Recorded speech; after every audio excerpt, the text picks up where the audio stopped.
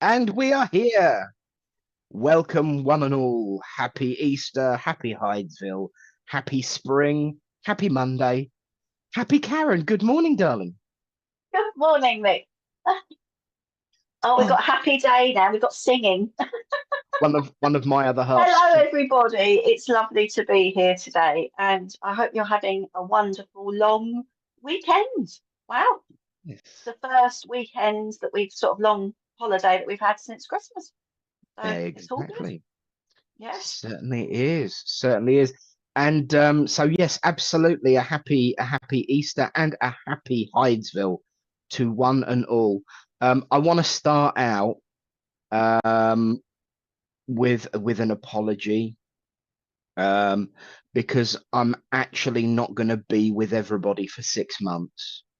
I'm going away for 6 months. It's an announcement.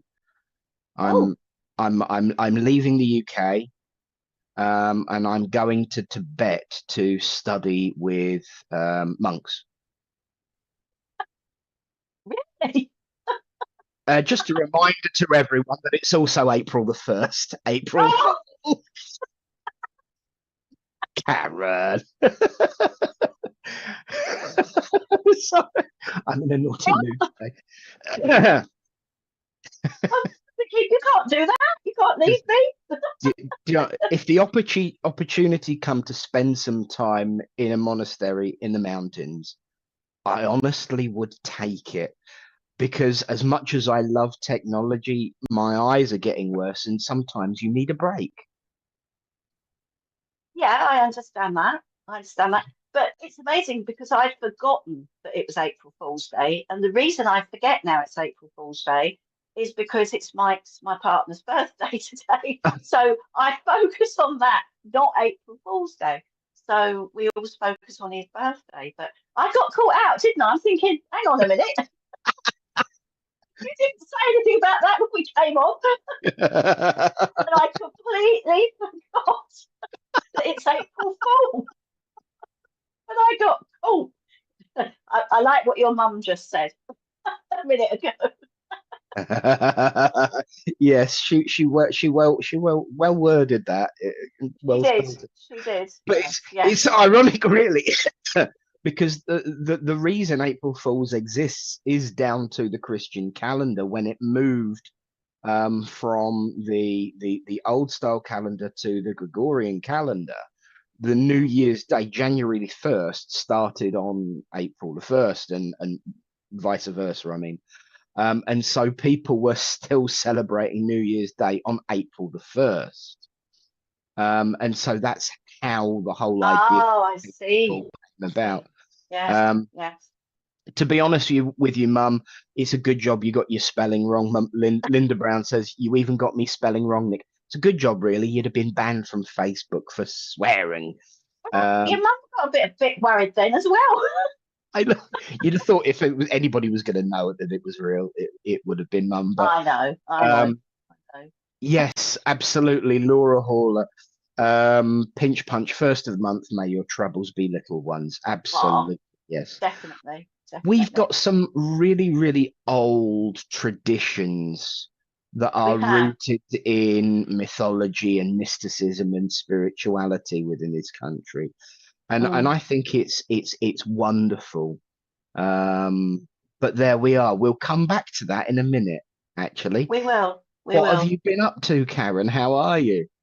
I'm good. I've had a nice Easter weekend. We've been sorting things out in at home, having a bit of a clear out, and go.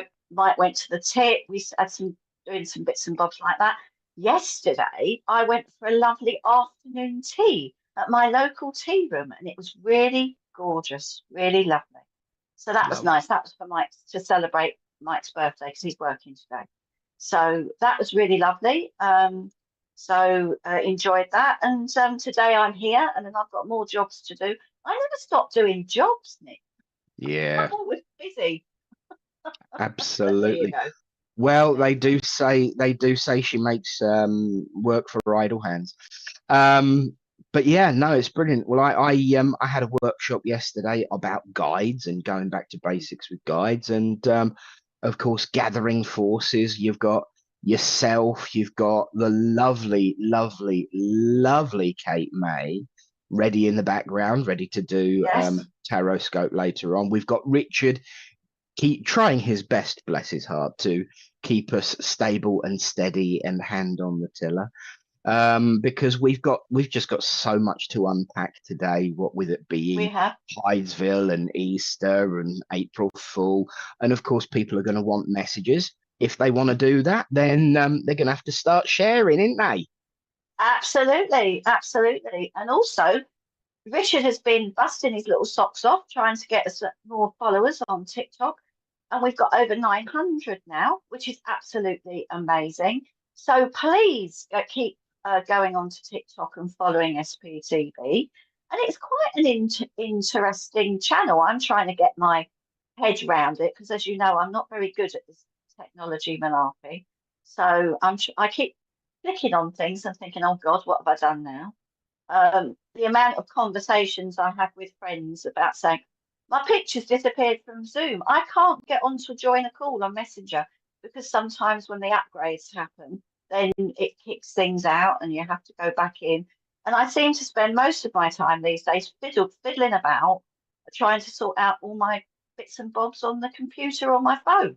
So there you Yeah. go. That's life now. Absolutely. And I have to admit, I love TikTok. I haven't been on there as much as I'd like to recently, which annoyed Richard because I could go live. I did do a live whilst we were broadcasting one Monday. Did, But yeah. I love TikTok because it's such a broad church. I mean, the people that I follow must confuse the algorithm. I follow a transgender priest, a Bible scholar, half a dozen atheists, some models, all sorts of various different people from all walks of life. And the algorithm has at least got that I do have a sense of humor because I frequently get jokes about bunnies and shadow hunters and I do love my bunny videos. If you want to cheer me up, send me a bunny video. Send you a bunny video. Right, I, I'll I, remember that one. our bunny was nesting yesterday. He was burying his head in the straw and grabbing gobfuls of hay and taking it over to his flatmate, who's also male. So they do talk after daddy and dad. But yeah, they are nesting. So spring has sprung, Yeah. and it's just Mm, wonderful. So, the joys of technology and the wonderful things absolutely. that you can find to pick you up. So it's not Yes. all bad. So I don't need to No, move to Tibet yet. no, that's Um, all right then. No, you're not speak. going to Tibet. I've put my foot down. You're not going. I'm sure they'd have a signal. Speaking of technology, we are joined by literally people all over the world as part of the SPTV community. Like, for instance, Scott Buchanan, who says, "Hi, how are you?" We're good, thanks. We hope you are too. Oh, yes, definitely. And Debbie Cole says, "Happy Easter Monday, everybody." Well, happy to. Oh, look at that little dog. He's good, or big dog, I should say. Good. Gonna say he's a big boy. Carrie Greathouse, good to see you. Welcome to the show. Hello, Naomi Brown. Yes, we will be doing messages later, but you have to share. Yeah, sharing is caring, and we care about sharing. Kelly Marie Roberts, how I managed to get through that sentence without falling over my teeth. Good evening, precious ones, and of course, Spirit. Kelly is from Laylor Park. Welcome. Good to see you. Shy Charles, we are all well, thank you.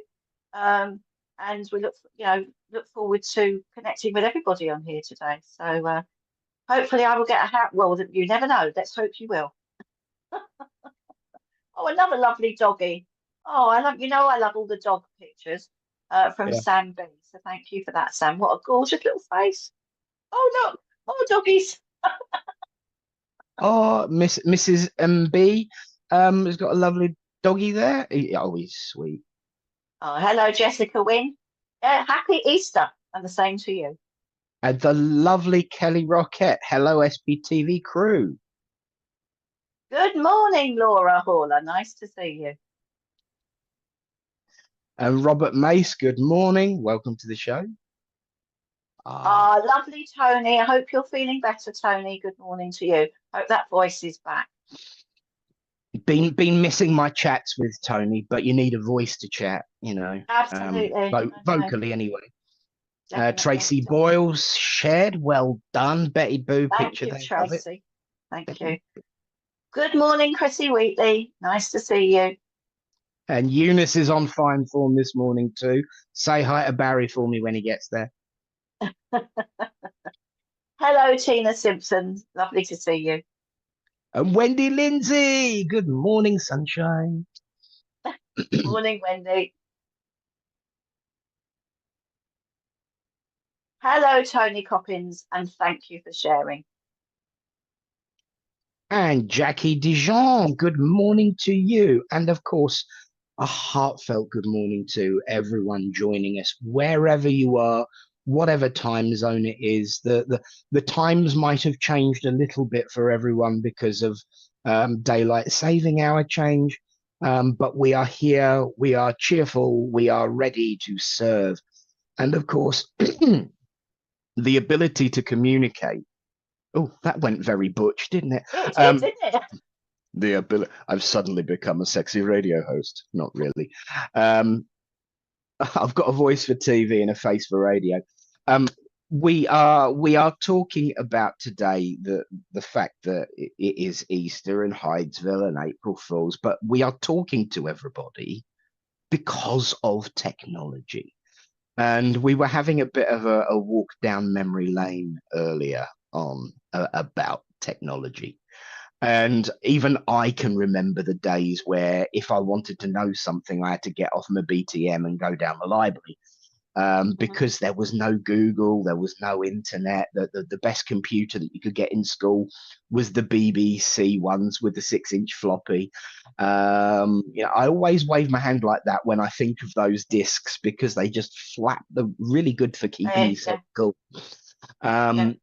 So I remember when, computers had a resolution of 2 colors, green and black. And that was, yes, absolutely. I remember those days. My first mobile phone was an Ericsson before it was a Sony Ericsson. And it was just this huge brick that literally was for talking to people on rather than anything else. And, my current phone is about 20 times more powerful than my first ever desktop PC. So even in my lifetime, technology has changed dramatically. And there's no way Jackie could have been watching from a cloudy Tenerife back in the 90s when this technological boom kind of really kicked off. So what we thought today was talking about how has technology changed our lives, our spirituality. Has it improved it? Has it removed it? What are the pros? What are the cons? Because I think it would be unfair in any conversation to say it's one thing or the other. There's always a spectrum, isn't there, in everything in life? Another thing that interests me yesterday, and this is not really technology based, but I was listening to a wonderful talk yesterday afternoon on the Assembly of Spiritual Inspiration by Eileen Davis. And you'll probably know this already, but she mentioned, because everybody talks about Hydesville and about the rappings in 1848 and dawning of modern spiritualism. But she actually mentioned, she said, all these things have been going on for a lot longer than we realize. And she said there was a monk, I think his name was Ronaldo, in the 9th century that actually heard spirit rappings even then. And when you think about it, technology was they started all of the investigations to do with the web, to do with phones, way before we actually got them. All these things were happening in the background. And I can remember going to my IT department when I worked, and this guy was working with a mouse, and he said, and I went, "What's that?" And he said, "It's a mouse." And normally we had to do all the codes where you had to do F this and F1 and command and all things like that to do the codes on the computer. And when computers started coming into offices, I was probably like you and Richard at the time. I was the one that was, I wanted to get involved in it. I went to work. I went to do a courses at ICL because all our computers were ICL. And so I was very techie in my day, but now I'm not because it's all moved on. But I was very techie and I absolutely loved it. But when this Yeah. guy showed me this mouse to use to move it all around, it just fascinated me. It's amazing. Yeah. So it just goes to show how very quickly things can move. And obviously there was a big lull between the 9th century and 1848 when it all expanded. But I wonder why these things happen. I wonder why things don't take as are as quick as we want them to be. If that makes sense. Yeah, it does. And for me, there is a really, really powerful reason behind that, because you're absolutely right about the monk. Also, an extremely well documented experiencer of rappings was a very notable gentleman from the 1700s called John Wesley. He was the founder of the Methodists movement. Yeah. And so he experienced extremely similar events to the Hydesville rappings way before, because actually the Fox sisters were Methodists Yes. before they did what they did. And so there is a bit of a funny tie in there. And I think for me, the answer is quite simple. We interpret things based on our own interpretation, our culture, our society in which we live, the views and the world in which we live. We interpret these things based on our own perspective. Even though spirit will give it, we have to translate it. And so all religious ways of life um, were created in the same way. A few individuals having an experience it and sharing it. And so the paradigm of the Fox Sisters events on Hydesville Day, which obviously, there wasn't one specific day, we choose that day to commemorate it.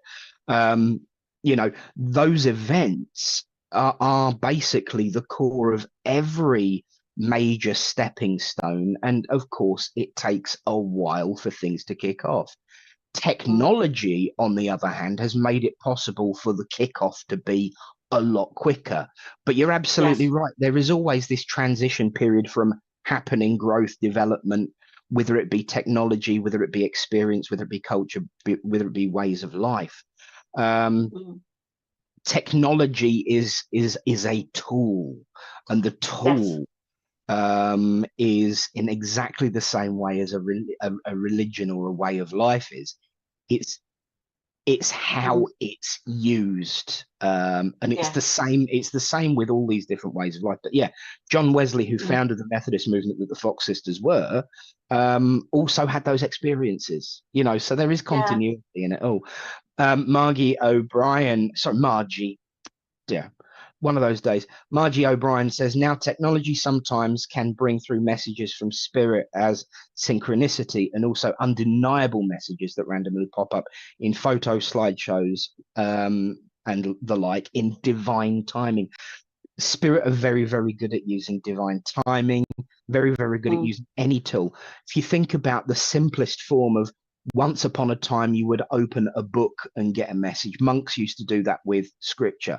Yeah. Open point. Then we started using poetry books. Now we turn on the radio or turn on a playlist and do exactly the same thing. It's a tool. It's a tool. Yes. Lovely comment. Yeah. Wendy Lindsay has just said pros. We can give readings internationally and pull the plug if everyone gets shirty. Do you know what, Wendy? I absolutely love that comment. Yeah, I totally agree. when the pandemic was on, I was still running the church, but I was always home sooner because I just Yeah, had to walk down the stairs rather than clean up and come home. yeah. Kath has just said she would be totally isolated without technology. And that was the thing, you know, with Zoom, we've got the Zoom services, we've got SPTV, we've got, I do a lot of, like you, Nick, do a lot of online readings. I teach online, and I've got, you know, I've got people that come onto my classes from America, from Slovakia. So it's, and also I have wonderful chats with my friends that live in Australia as well, which is great, you know. And Absolutely. you know, and Eunice has just said it's like all walks of life, depends on how you use it. It can be a godsend, it can also be quite the opposite. Yes. Balance, Eunice, balance. Completely agree with that. I mean, it's great for sharing your truths, but when your truths become overpowering and excludes other people's opinions, if people jump on that bandwagon, it builds momentum, and suddenly a Yeah, falsehood becomes, the truth. I mean, if we yeah, look at the day we are in, the whole idea that you know Christians shouldn't celebrate Easter because it's a pagan holiday. The only connection to the pagan way of life is the name.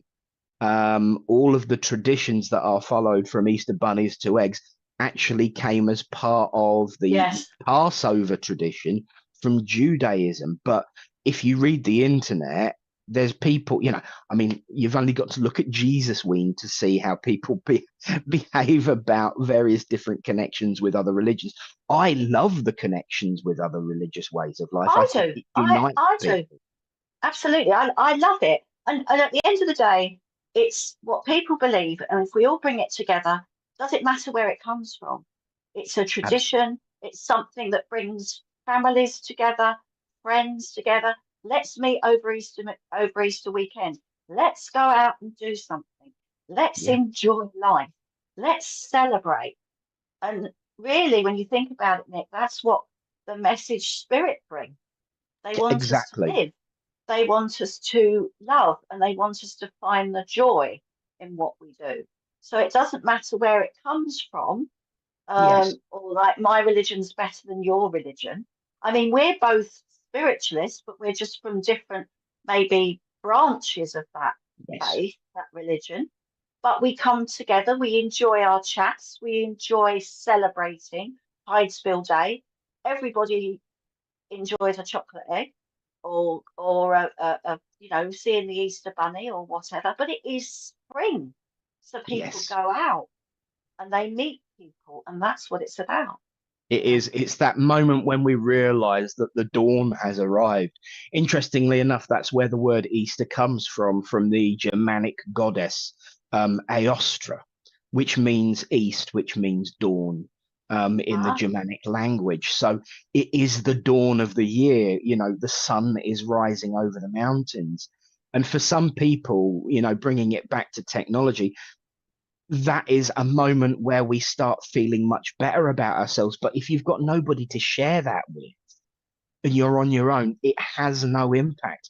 You work with people, in all different countries. I've got one particular lady who I work with in France. She's got no spiritual community in yeah, France around her without technology, without SPTV, without Zoom, without these chat apps that we've got. She would be also completely isolated. And yeah, so it is, as we say, a tool, and tools can be used to help or harm. I remember, bless him, my dad, he went on this is going to sound really, really random, but it will make sense.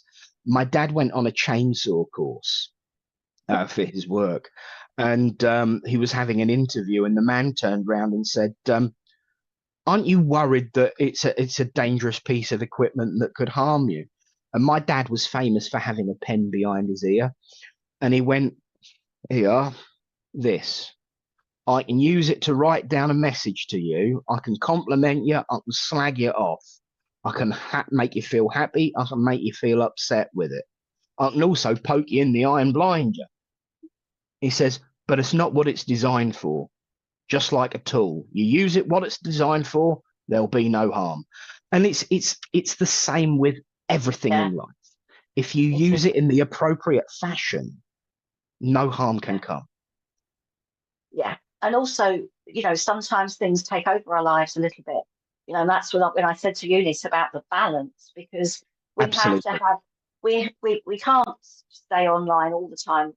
I try and balance my time online with spending time with my family and my friends and actually seeing people, because that's also important to me. So Absolutely. it's balance. So I've got my online life and work, and then I've got my everyday life as well, which is important. So Tony's Completely. just said she's made so many friends because of technology. Yes, Tony, you and me both. And do you know what? I'm close with people, and there's people that I haven't met. I haven't met you, Nick, but we Yeah. see each other sometimes twice a week online. Richard, the Yeah. same. My Clara, I speak to Clara nearly every day, and Natalie, and I've not met them yet, but I am going to meet them soon. So that's good. So that's good. And you build up these friendships, and then when you do meet, it's wonderful. Yes. It's Absolutely. Cheryl Cheryl Connings has made a really, really good point. When we first came to Australia, phone calls back to the UK were timed to a minute, as it was so expensive. Now we can chat face to face for as long as we want or need to. oh, that's And amazing. that is the thing. That is really, really the important thing. Yeah. It's brilliant, but do you chat about it? This is a question. This is, just out of curiosity. Do you chat about the important stuff like you would have done when the call was expensive and you had to watch what you were saying? Or do you just chew the yarn? And I think that's important. Being able to spin the yarn, chew the fat with people is so, so vital. And as you said, those phone calls would have been so expensive. So, hello, yes, just to let you know, we're going on holiday, so if you try and ring me, it's not going to happen. We won't be here because we'll try and phone you from the phone box. There you go. We try and call you from the phone box when we get there, but Yeah. it'll be even more expensive. So it will only be to let you know we've arrived safe. Okay, bye.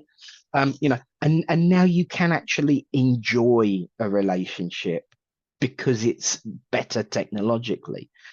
You But just you just mentioned the phone box. I mean, like, I didn't have a phone in my house in the early years of well, I did when Mum and Dad had the business. But when we moved away from the business, we didn't have a phone for yeah, a few years. And we used to go down to the phone box and phone after 6 o'clock because you got longer. And we were ploughing money, and it used to be 2 pence in the phone, and you'd get a call. God, I'm showing my age now. And some people would be queuing up outside to make phone calls outside the phone boxes. Now phone boxes are used as libraries or where you put your defibrillator. yeah. But there was a phone box. It's really funny. I took a picture of it 'cause that actually still had a phone in it. I was staying in a village in Herefordshire a few years ago, and it had its phone, and I opened up and I lifted it up, and the phone worked. It was actually a Wow. working phone box. They are So few and yeah, far in between now. they Absolutely. are. And They a happy are. Easter to Anthony. Go, Paul. Good to see you, my lovely friend. Happy Easter. It's funny, really. There are things that we say when we ring people up now that seem to be the norm, that back then would have been absolutely ridiculous. I mean, when you ring someone on a mobile phone, what's one of the first things you say? Hello, where are you? Yeah, Well, yeah, before mobile phones, when you rung someone, you knew where they were because you were ringing a landline. So exactly. things that we do now, and this is the important thing about culture and society when it comes to technology. Technology influences the words and the terms we use. Yes. And the more technology changes, the more our vocabulary and our language changes. I mean, who would have thought, what if I hate doing the maths on this one.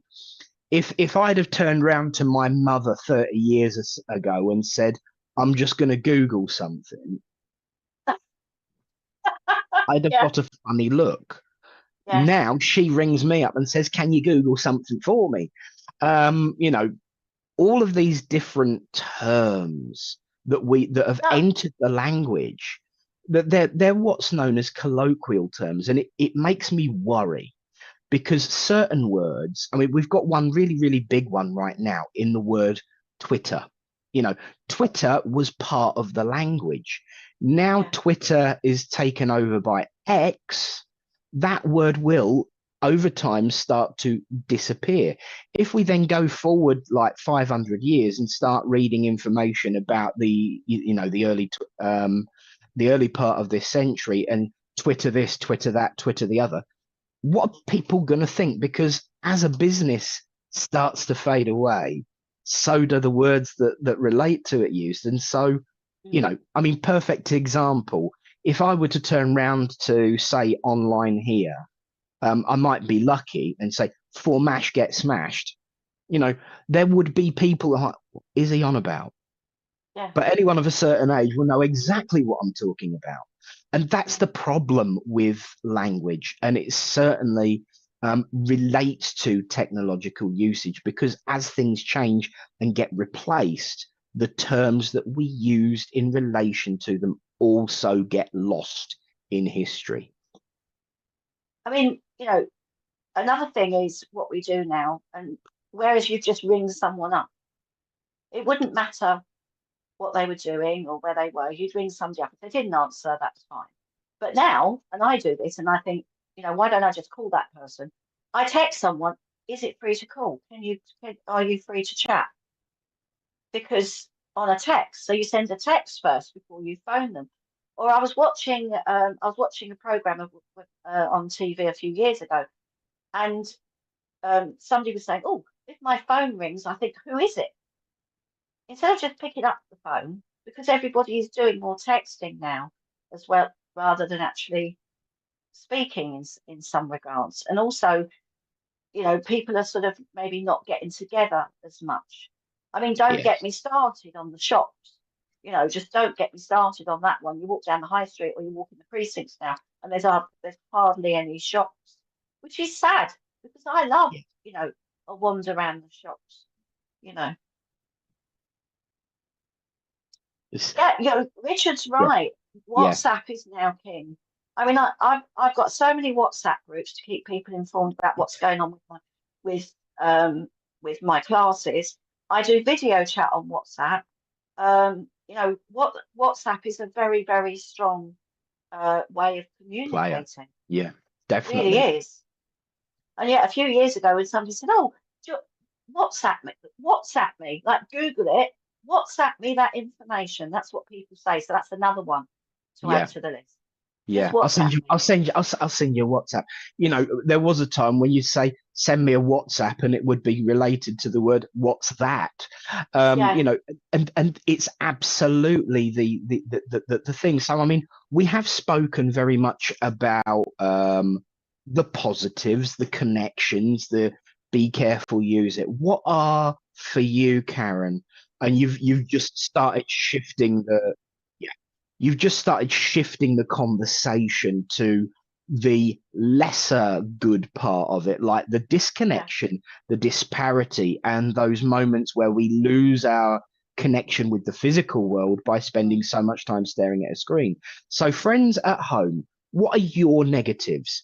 Think about that and comment. But whilst you're thinking about it, we're going to do that wonderful thing. We've got a wonderful, wonderful lady waiting in the wings ready to share her springtime tarot scope. So it's over to Kate May, and what do we say? Roland Richard.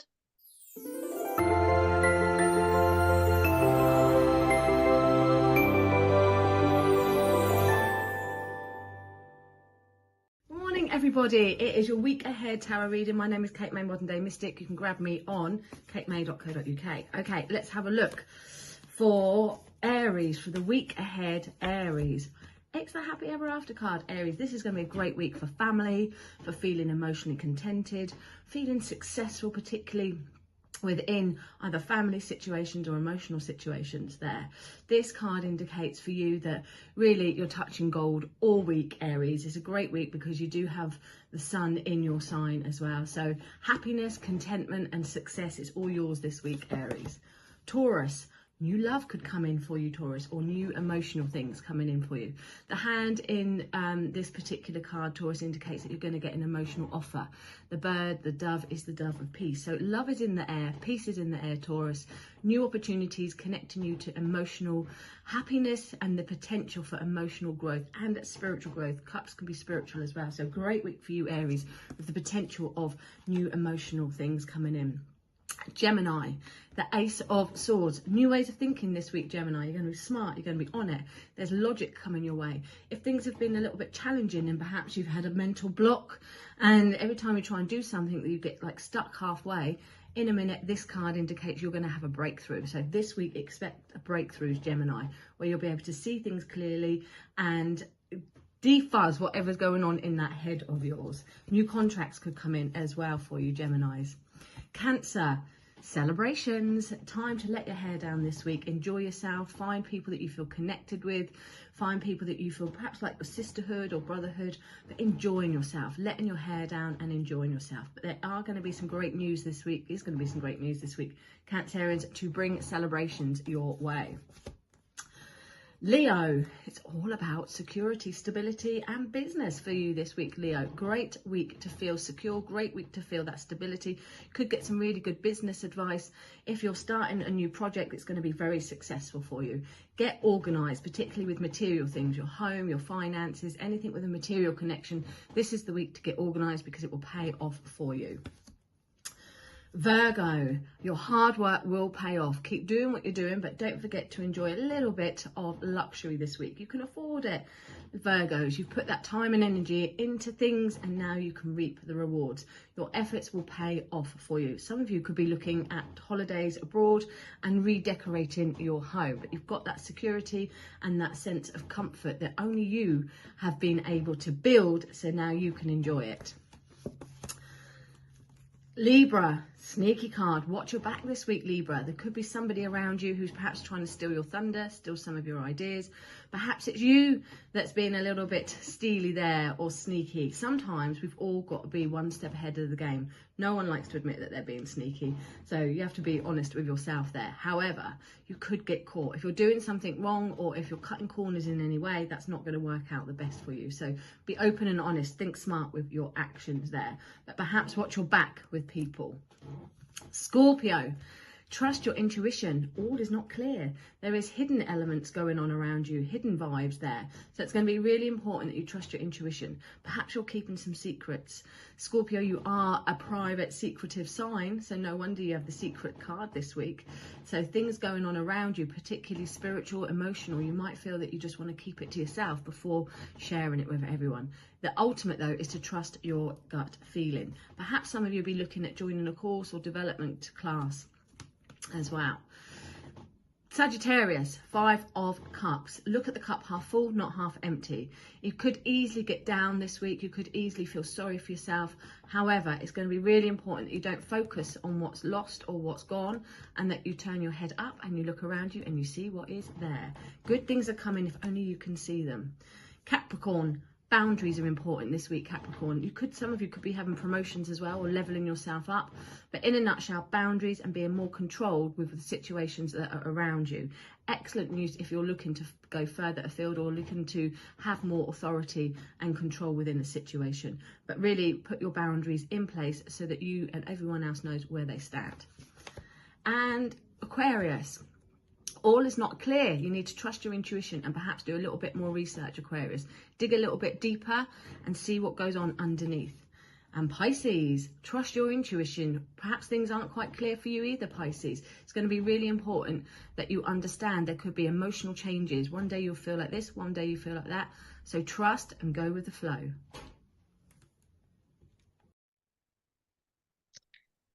Thanks, Kate. Oh, I love her. Oh, lovely, lovely, Kate May. Nice to see you. Now, Debbie Cole made a wonderful comment that I'm sure reminds people of many, many things. You know, it does me. I've got memories popping in left, right, and centre from just Debbie's comment. When my parents were first together, they had a phone box just inside their front door, and people would knock on the door to use it. Yeah. And people would go round, and but not everybody had a landline, so people would go round and, can I borrow the phone? Can I, you know, Exactly. the area code in Ely was very similar to the area code in North Wales, 353. And our telephone number was only 4 digits when I was a kid. You know, if you lived in the local area, you could dial 4 digits and get the person you want. But it was the same number as the Flying Scotsman, the original registry 4472. Oh wow. You know, Wow. so we as a train lover, I kind of got excited by that. But we are, of course, talking about how technology has impacted our lives. We've just been having a bit of a debate, and you know, the point is, Insight Energy and Spirit Messages says hi from Australia. Without technology and software, that would be impossible to do. Absolutely. And you know what, Nick? I can remember when we went from black and white television to colour. And when we got our first colour TV, which we rented from Granada, I hasten to add, I was so excited because you could actually see what people were wearing and the colour hair they had. And, you know, as a child, it was like, oh my God, it looks so real and so vibrant. And it was just, I remember that day as if it was yesterday. And I can still remember our first phone, my first ever phone number. And we had the phone, and we had a little telephone table with a seat, and the telephone directives underneath, and you sit on the seat with the phone, and you know, all these lovely memories. Absolutely. Coming back in my mind as we talk about how technology's moved on. So it reminds me of the I don't even know if it's an urban legend or whether I've got the teams right or anything, but one of the first football matches played on TV when black and white first came out. And for those watching for the first time on TV, England are the ones playing in white. You know, we mock each other for not being au fait with technology, but with every technological advancement, we have to reset the system and learn new terms and new ways of thinking. You know, we have to literally play out new neural pathways in our brain to accommodate for all of these advances. So, you know, as mediums and as spiritual people, as we develop our abilities, technically speaking, that's what we are doing. We are laying out new neural pathways to take on board that learning and that education. And so it's no different on that scheme of things. But there are some negatives, aren't there, Karen? There are. I mean, Margie O'Brien says, I think social anxiety can happen now with technology becoming awkward and anxious about human interaction face to face. Yes, definitely. You know, some people, especially, you know, with lockdown, it took a lot for people to go back out again. And, you know, anxiety can be a big thing for people. It's hard. It's hard for them to deal with, you know, the interaction of everyday life. So, hello, Terry. Nice to see you. Nice to see you on today. So it is hard. It is hard for people. And a lot of people feel more at home talking through, you know, the computer than they do actually meeting people. And I think we've got to learn to do that again, learn to interact, and also how to be around people again. And yeah, it can be very difficult. It can be difficult. You know, one of the things that I was told, and once again, it makes sense. How true it is, I don't know. But one of the things I was told about the difference between living in a rural area like I do and living in a city is that people would become much more short-sighted in a city than they would in a rural area, because in a rural area, I can literally stick my head out on the window and see miles. I can see all the way to Mildenhall from where I am in Littleport from my bedroom window. So in that terms, people around here would be traditionally, on average, more long-sighted than short-sighted. Say, if I grew up in central London and around tower blocks and what have Yeah. you. But we also spend so much time glued to an object 2 feet, sometimes even 1 foot away from us. And my eyes get tired and strained by the end of the day if I spend too much time looking on things. Yeah. When I first started working with computers at work, we were all told, 15 minutes, take a break, 15 minutes, take a break. Yeah, But I remember that. we don't do that in our own personal lives, and we No. spend our times glued to these things. I'm sure that short-sightedness will be Richard's the statistician and the researcher. Maybe he'll find some kind of statistic that proves me either right or wrong. But I'm sure that people will be getting much more short-sighted now. Whether there's kind of a analogy in there, I don't know. But it's the physical as well as the emotional impact. Yeah, I mean, I can remember when you were talking about the green writing and the black screen, and that's what I had. And it used to do my eyes in big time. I mean, my eyes aren't great at the best of times, but I did used to have to take a break because the glare of the green in my eyes all the time. But and then when it changed and we started seeing, I think we went from then like a brownish screen, and then we had cream writing on a word processor that I had. And then, of course, we go to what we've got now, and we can sort of change things around and have it brighter and darker or whatever we want. So it does make a difference. It does. Helen's just saying, I think technology makes things cheaper. Yes, it can do, but shame people don't send letters and Christmas cards as much. Also, libraries closing as people read online and people don't buy books as much. Everything online makes it difficult to speak to human beings, can be a nightmare, and scammers. Yes, it is a little bit scary. I agree with you, Helen. You're very wary. I'm very wary when people email me or send me a message. I think, oh God, is this a scam or things like that? But I have to say, when Kindles first came out, now my son William is an avid book reader. He loves books. He was the quintessential bookworm growing up. I used to go to the shopping centre. He used to go into Waterstones, sit in a corner and look at all the books. I used to come back and pick him up afterwards when he was about 9 or 10 because he absolutely loves books. And I said, do you want a Kindle? It'd be easier for you to download all the stuff that you want, etc., etc. for Christmas. No, Mum, he said. I like to feel the book. I like to have the feeling of the pages in front of me. He said it's more real. And to this day, he still loves books. He won't have a Kindle. Yeah. And it's all for me. It's that pithy smell of paper and the history in it. And occasionally you'll get a second-hand book with comments in the margins and little, oh, this is where I got up to. And you can see the history behind it. When Kindle first came out, people said it would be the death of the physical book. And I said, no, they'll always survive. And you know what?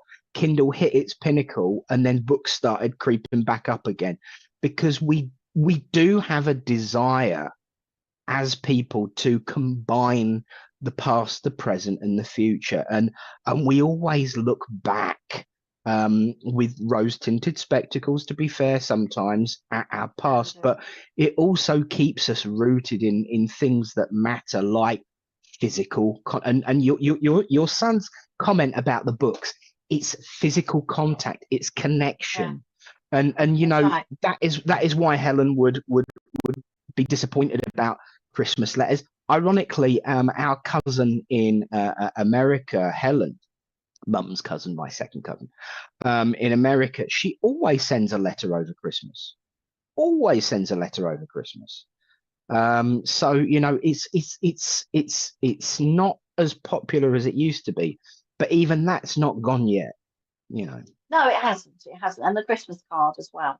Yeah. I still like receiving Christmas cards. I moan a bit about writing them all, but I do like to receive Christmas cards. Morning, Clara.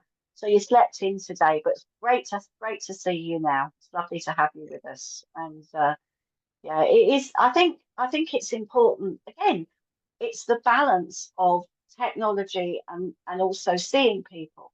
And that leads me on to something to tell everybody, because tonight there is a distinct possibility that Minty May, his partner Natalie, and Richard are going to go live for a paranormal investigation. So they're going to do the work, but then Richard's got all the kit and all the technology to actually record it, and then hopefully send it out to all of us so we can see it happen. So that's the wonder, where coming together with people and technology works really well hand in hand, because we wouldn't have been able to do that years ago, Yeah. back in 1848 when it happened. Wouldn't it have been wonderful to do that then? Yeah, But it's happening. It may happen now. So please keep a lookout on Facebook for any updates. And as soon as Richard gets the okay, he will post and let everybody know. So it will be going live tonight if this happens. So that'll be exciting, won't it, to see see what we can find in this, and they'll let you know where they're going to be and things like that later on today. So see, that's the joy of it coming together, isn't it? However, I am reminded as you were speaking, something I hadn't considered when we were talking about it earlier. I am reminded, of course, that this wonderful technological innovation is reliant on the success of a very old, very cherished, and very old-fashioned form of communication, the post. Yes, yes, I rest my case. The synergy yes, and simplistic symmetry of it all is just astounding. It really is. We can do this technological thing, but only if a bloke with a van arrives at the right time. yes, and they quite Perfect. often don't. Yeah. But Or this is it gets put in your neighbour's garden, as it all did put to in me there. yesterday. Yeah. But this is the point. We talk about the technological advancements. In order to have those technological advancements, we're relying on traditional methods of communication. So the past ain't gone yet. I don't think it ever will, because as we advance, and certainly, that's that one of, and again, absolutely, everyone stay tuned. If it happens, it's going to be awesome. I absolutely know it. Minty is such a wonderful medium, and combining the technological prowess of SPTV for something like that is going to be amazing and well worth the watch. But you know what, we fear losing who we are in technology, but we move it around and make it happen by the old stuff. And I think the more you look at it, the more we combine the past with the future to create the present. And so long as we do that, I think we're going to be okay. One of the oldest phrases in technology are Asimov's rules of robotics and artificial intelligence. And people use that in science now. This was science fiction when it was written, Yes, and yeah, yet modern science uses very old science fiction to create its tenets and rules and procedures and processes. And we combine these wonderful modern advancements with our old traditional ways of working. I mean, perfect example. When I finish here today, I'm going to be having a circle, a gathering of a few people. Traditionally, it would be someone from there, someone from there, someone from there, come to my house, sit in a room. yeah, Well, even just today, we've got someone in Lincolnshire, someone in Scotland, someone in Norfolk, coming together. On my Wednesday circle, it's Sunderland, Scotland, France, all over the place. yeah, We yeah, couldn't do what we do and expand more and reach out to more people without this kit. But as you said, Karen, I think that the most important thing, and I know Eunice kind of started that snowball rolling, it's how we use it. yes, And I think yes, obsession combined with loneliness can yeah, make it difficult and dangerous. yes. Yeah. I think you adjust your reality, and sometimes people think that, you know, the reality that they have online is so good, and they get caught up in it that they forget about the actual world that they live in. And Yes. nothing beats, for me, nothing beats actually being outside, going for a walk. It's surrounded by the beauty that we have in nature, and meeting people and having a cup of tea. That will never ever, you know, that will never ever take. Uh, that's always a place in my heart. I love giving people a hug. I love meeting up with people. And Yeah. I get excited when I'm seeing friends and we're getting together. Another thing that is making a comeback, and I attended a games evening, and this wasn't electronic games evening. This was where people were getting together and doing a board games. There was Cluedo. My friend's got a lovely home, and she opens it up once a year. Well, she's a very social person, both her and her husband, and they had all these games. So there was backgammon going on, there was cribbage, there was board games, there was little mini skittles things, and it was like probably about 15, 20 people in the house all getting together and having a right laugh, playing actual old-fashioned board games. So they've had a bit of a renaissance, really, because they've Yeah. board game cafes. So people do go back to what they know or what they feel Yeah. comfortable with. You know, we had, I can remember my son saying to me, Mum, what's that? We walked into a cafe and they had all old 45 records on the wall and things like that. I said, that's a record. Oh, is it like a CD? Yes. But now people are going back to records again. Yeah. Vinyl's And made a huge comeback. yeah, because it's like the book. People like that tactileness of Yes. a vinyl and of a book, and of coming together and playing an actual board game. So I think it must be to do with something that's, you know, within us, Deep that we rooted. need that. Yeah. All I'm gonna say, kaplunk, Oh, yeah. kaplunk. Or operation, Oh yeah. operation. Do you know, it's funny, really. I told someone the other day, I said, and this is the flip side of it, I suppose. I turned around and I said, do you know what? I haven't played Monopoly in years. Oh, it's all right. There's an app. No, It's not the no. same.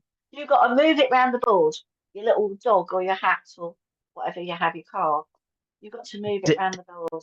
Absolutely. Debbie Cold has made an interesting comment here, and I'd be interested to see what people think. Debbie Cole has said, I used to do live paranormal investigations, but in later life feel uncomfortable because it feels like we hunt them down. And I can see where you'd feel that. But ironically, I was reading something that was written by a rather note. Oh,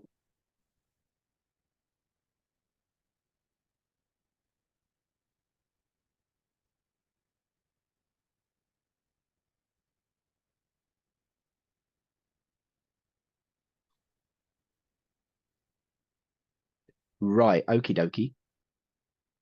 Yes, it is. It is. Yeah, yeah. We'll definitely. Um, I can't remember what I was saying or how it would tie in, so we'll just jump straight to that. Obviously, couldn't have been that important. No. So there is a bit of a difference, isn't there, Karen, in what's going on tonight? Because Yes, definitely. they are going to a location and wanting to have a conversation with spirit, and it will be the public doing the investigating and the research and that kind of thing. So it will be slightly different, but I do get that concern. Yes, of course, thank you. Because I'm reminded, of course, that I was reading something yesterday in relation to guides for the workshop I did on guides.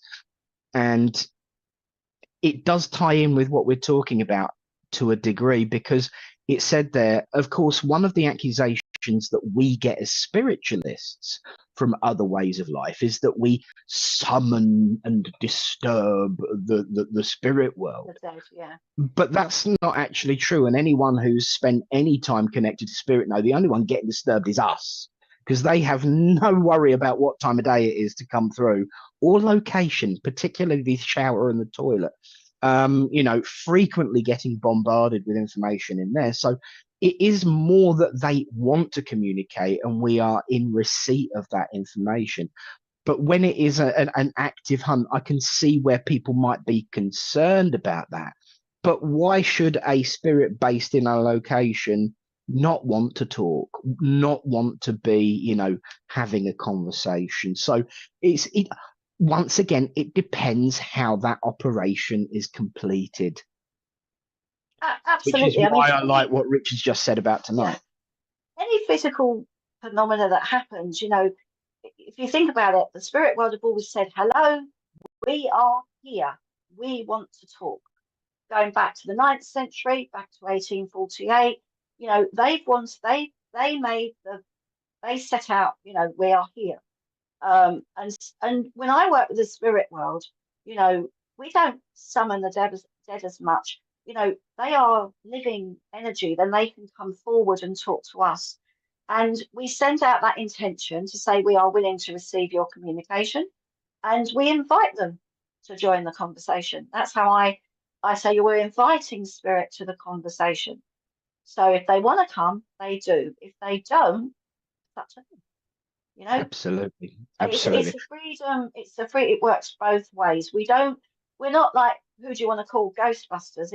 It's not like that. They go into a place, they're opening, saying we are here if you want to step forward.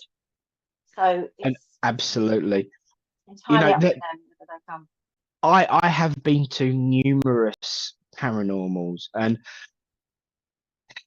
sometimes you will get people there that are hunters. Absolutely. And I mean hunters in the worst possible sense, constantly bombarding whoever might be around with questions. Do this, poke this, touch this, poke this, make this. If you're really here, make that happen. And it's like, as a human being, if I were being bombarded like that, I'd just probably go up and, find a gag. So there would be absolutely that possibility that they might get peeved, but spirit have got an advantage.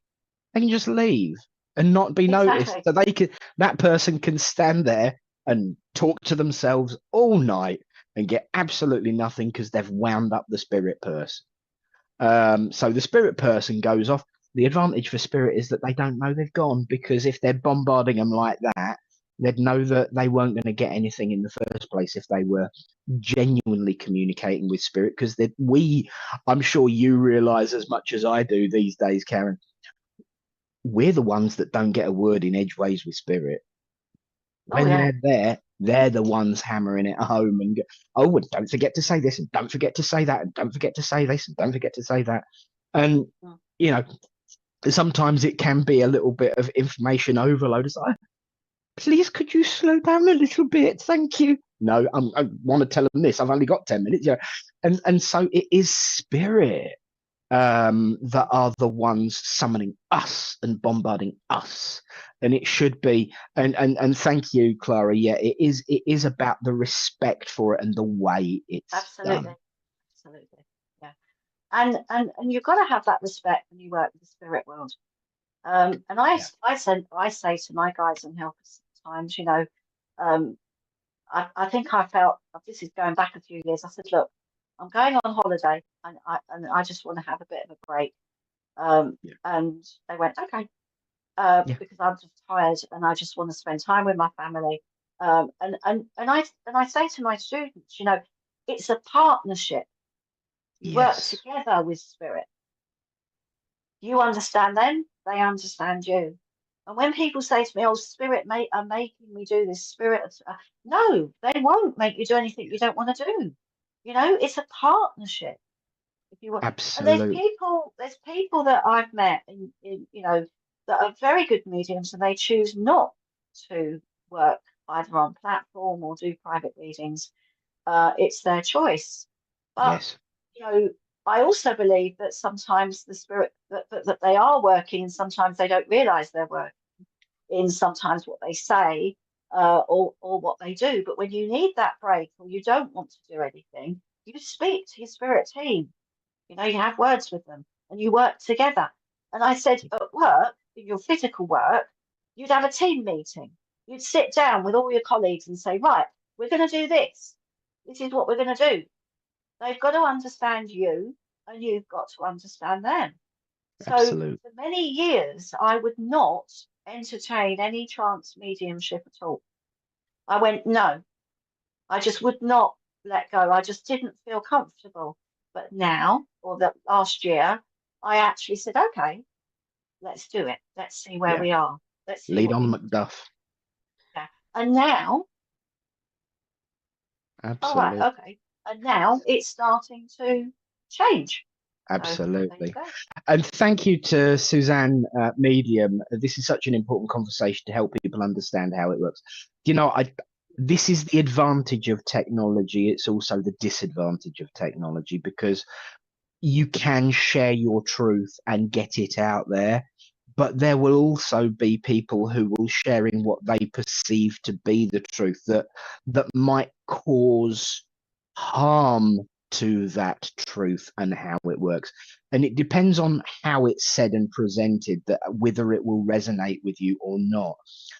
And when it resonates rather than is based in actual truth, that's where the difficulty comes. Because one of the conversations I had with some people yesterday at the workshop is, I get really, really frustrated because one person says do it like this and one person says do it like that. One person says you've got to do this and one person says you can't do that. And my view is, it's that relationship between you and, as you said, your spirit team that matters the most. And if it works for your team and you do it.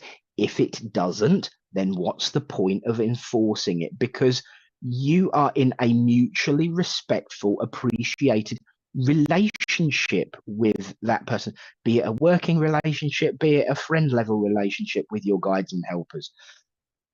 If it works for you and them, then do it. If it doesn't, don't. I will share information that might be useful, or I might share something that really doesn't work for you. But you take what you can, what works for you. And what works is when it's a very balanced, very fair approach. Like, for instance, tonight's paranormal event, should it transpire, you know, all of these ways of working, it's about respect, and everything comes back to respect. But the one that we haven't mentioned, which definitely relates to technology, is respect for yourself. Yes. And on that note, I think it's time for a commercial break. Absolutely. Roland, Richard.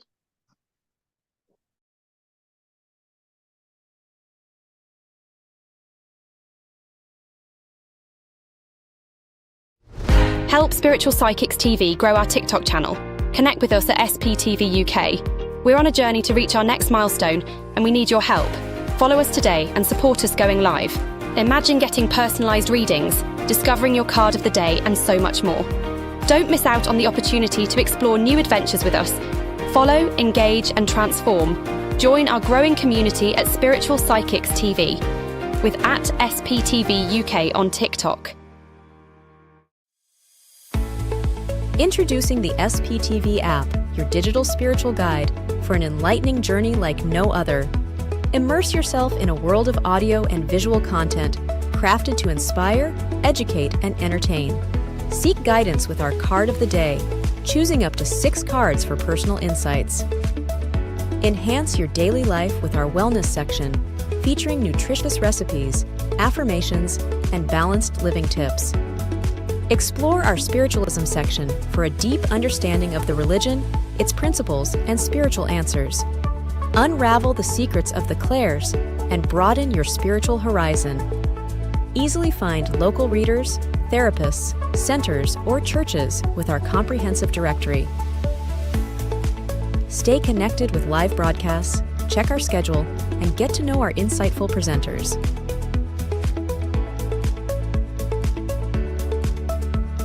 Delve into the meanings of angel numbers, crystals, and a comprehensive list of divination meanings. All of this and more, available for free on the SPTV app. Download now at sptv.uk/app and start your journey with your digital spiritual guide.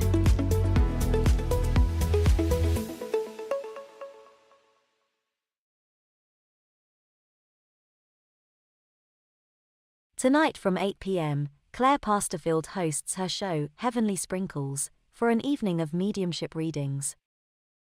Tomorrow from 6 p.m, SPTV Community Showcase offers our viewers the opportunity to have their own show, be it readings, their own thoughts and opinions, etc. Tomorrow night from 8 p.m, Deb Clark demonstrates her mediumship by offering free readings.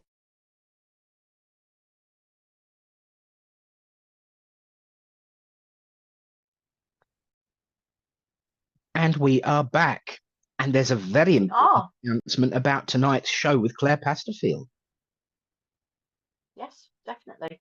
She wants people to go live with her so that you can come on to Zoom and be part of it.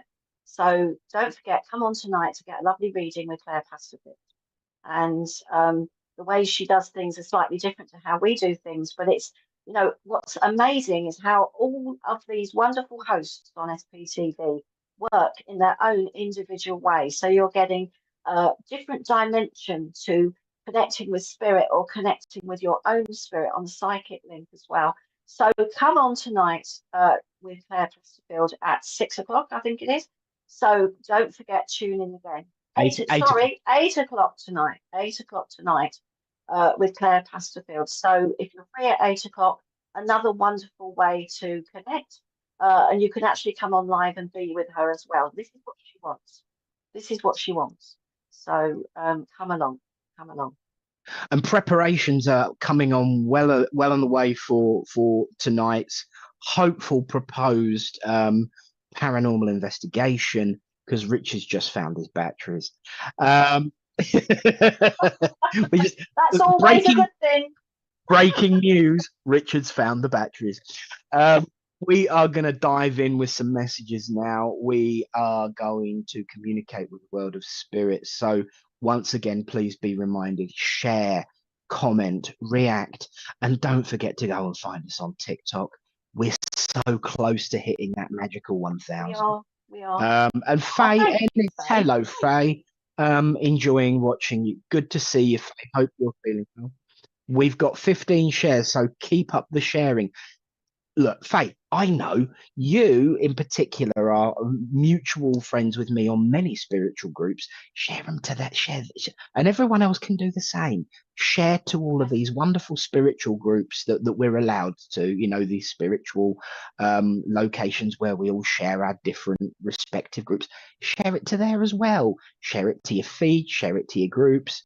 You know, let everyone know we are here and that we are about to do that magical thing to prove the continuity of life.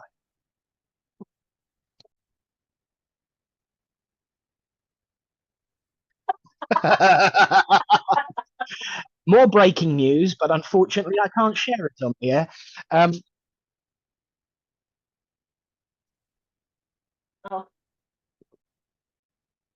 Oh dear.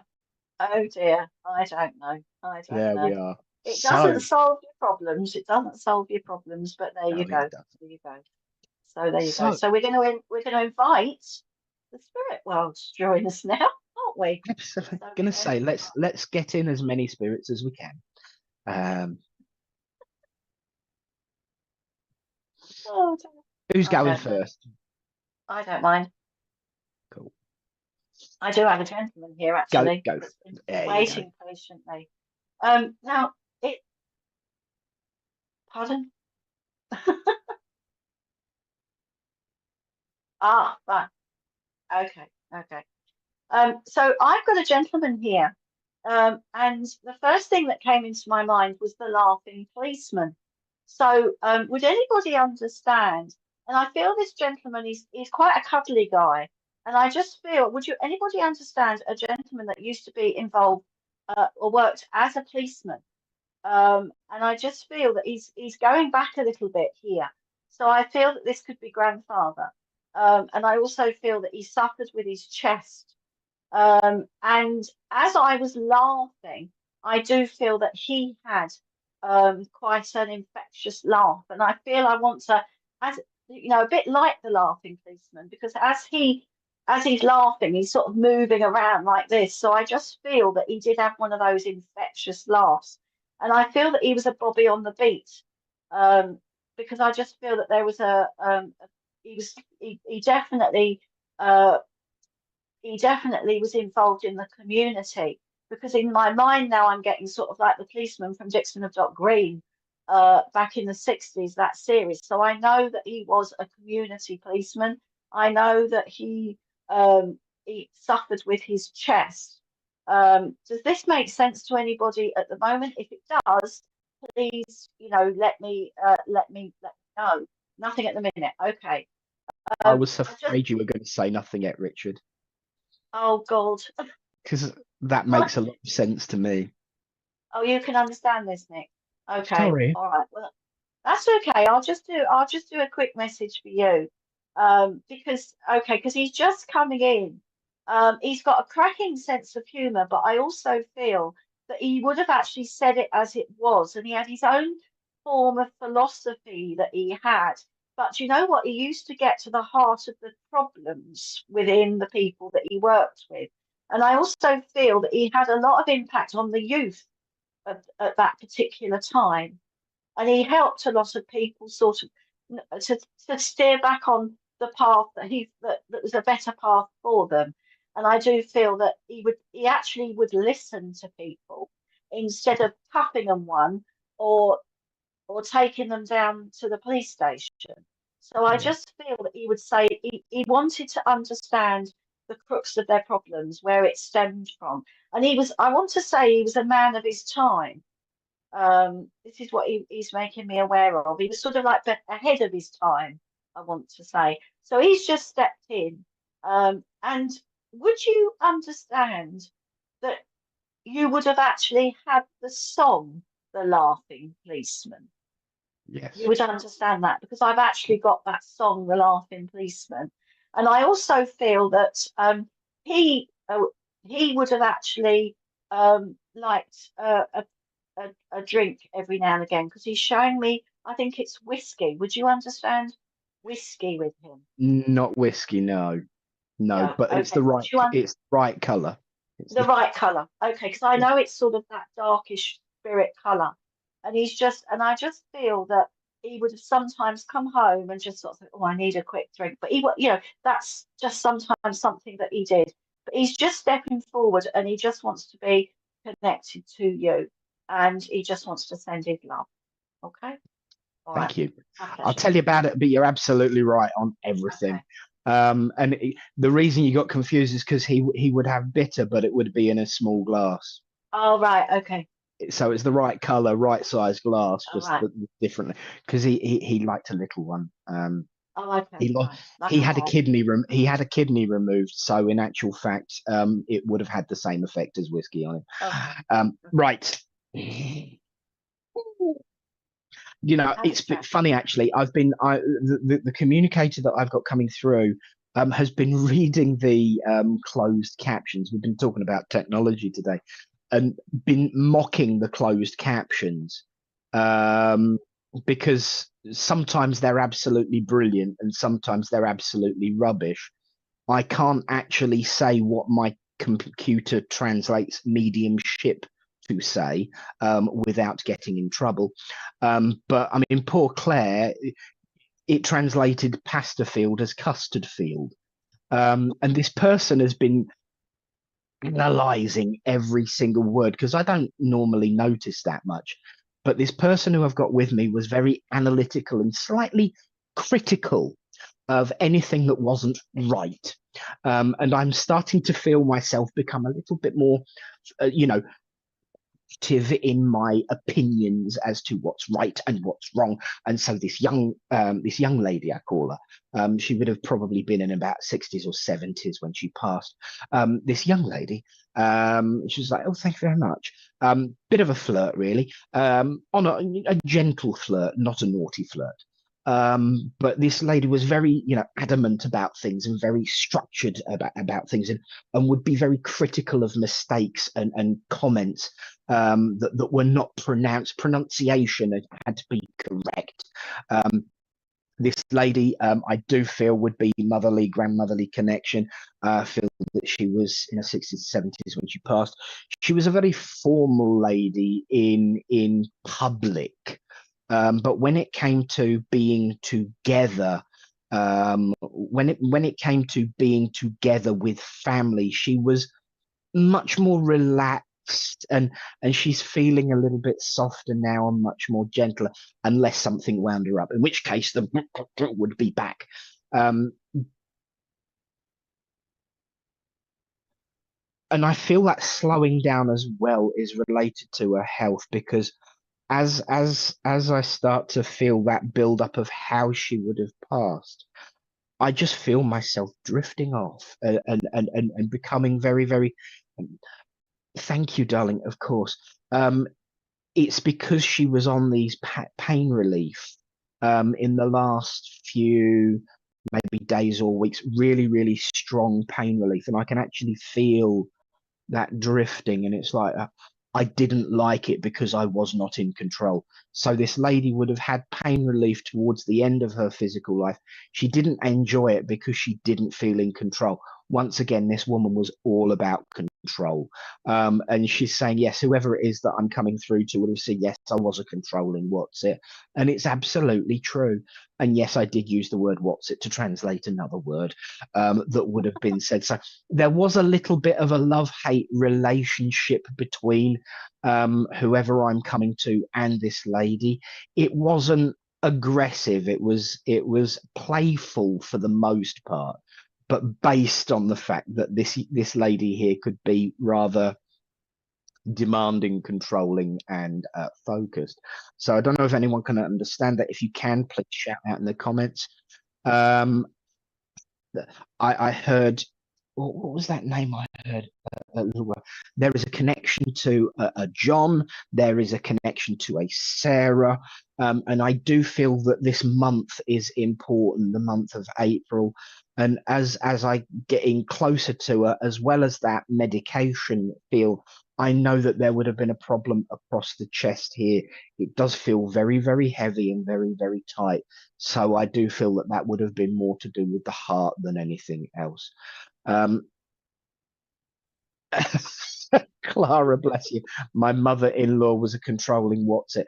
Does everything else fit in? Would you understand the John? Would you understand the Sarah? Would you understand this playfulness between you? Because whether you realize it or not, this lady, to whoever it is that she's wanting to communicate, really, really did have the utmost respect and love for you. It's almost like the reason she was like she was in particular towards you was to push you to be your best that you possibly can be.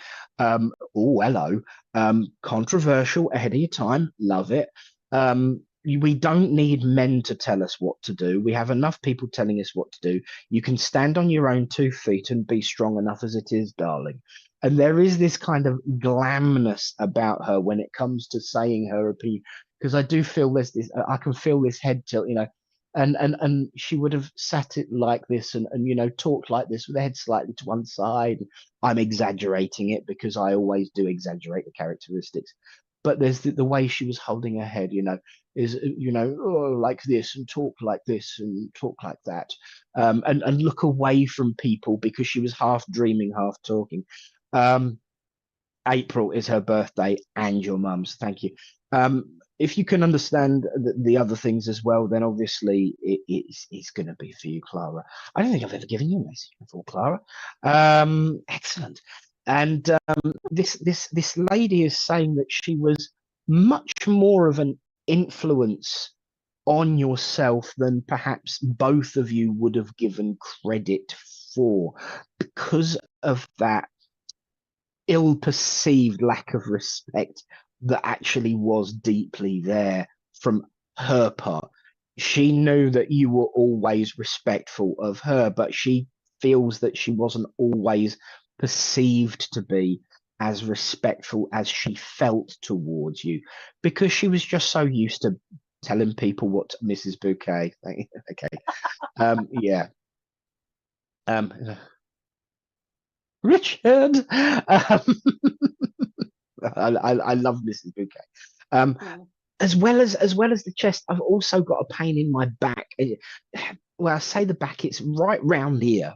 You know, on my side towards the back.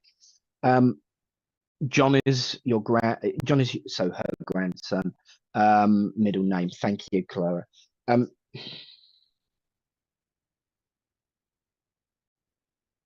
This is not a criticism. Right. This is how she starts. This is not a criticism.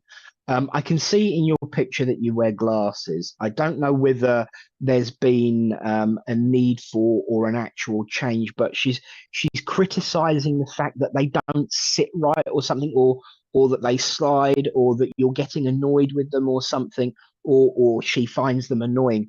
But she's talking about the weight on your face.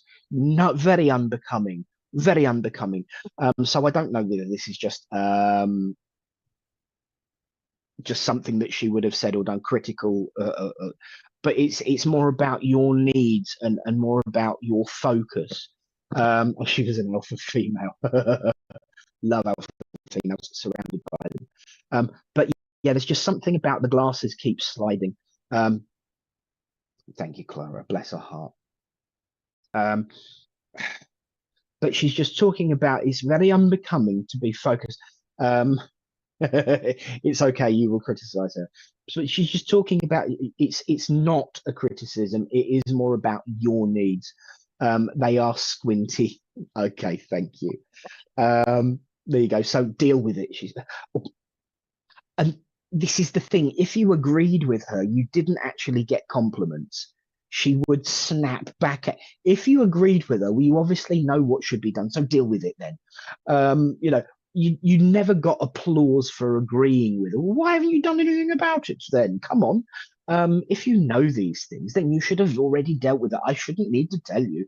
And all of this kind of banter. And I do feel for her, it felt like banter. For others, it felt like, oh my word, here we go again. But I do have to tell you that there is just so much respect for you, Clara. She thinks the absolute nine bells of you. Where did that phrase come from?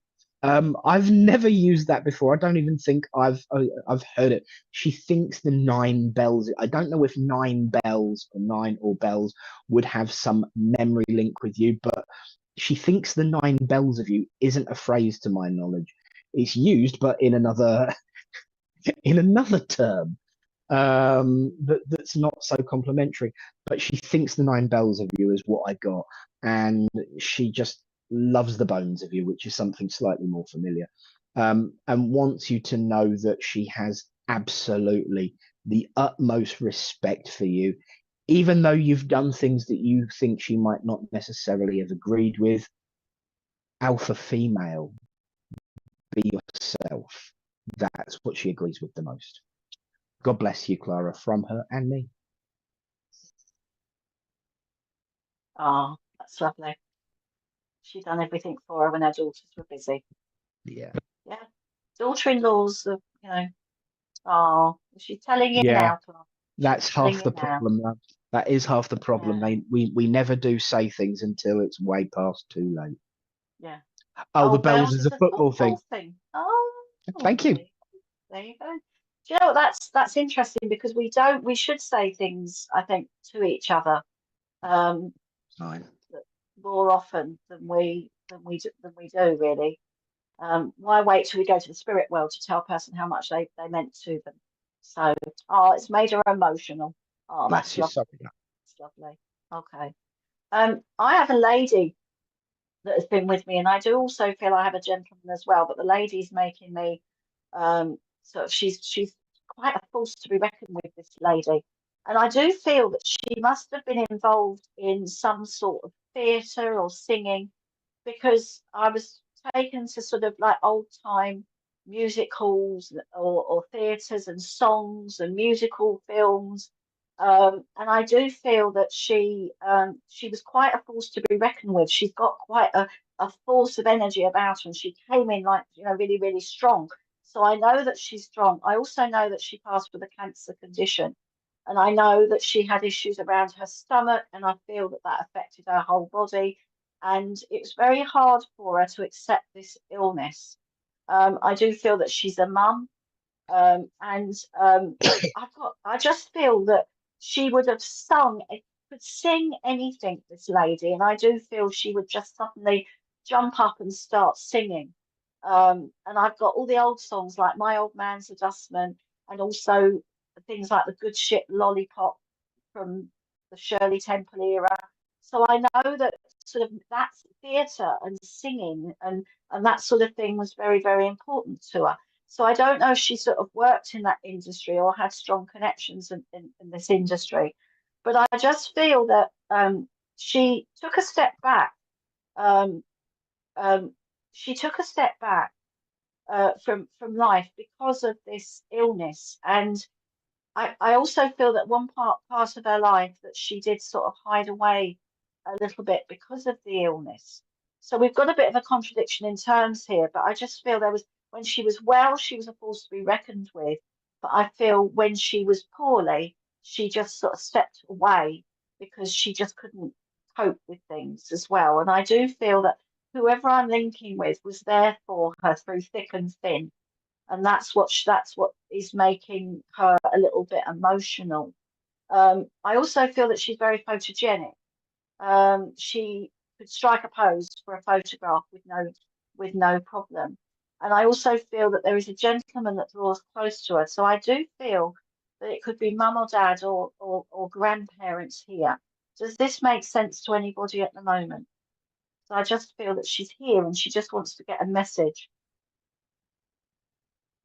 to somebody, because it's important that they receive this message today.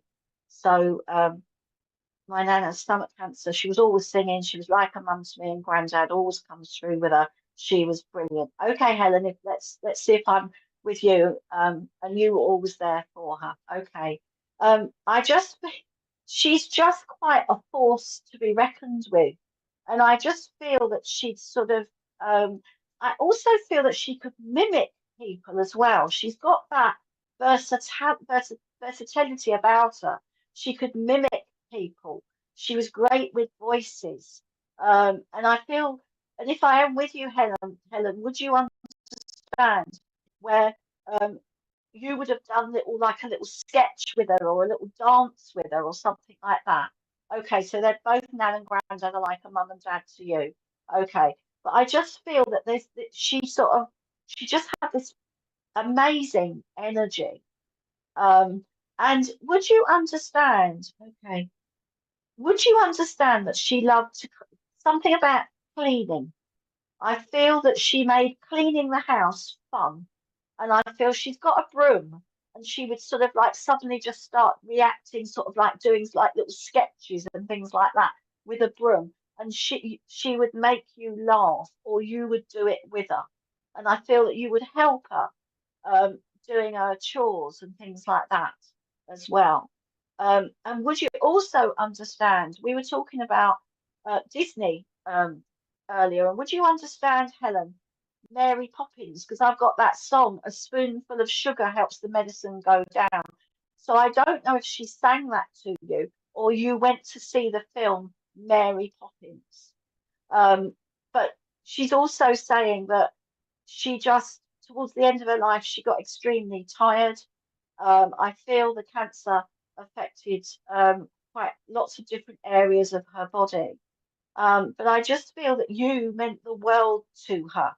She's saying you meant the world to her.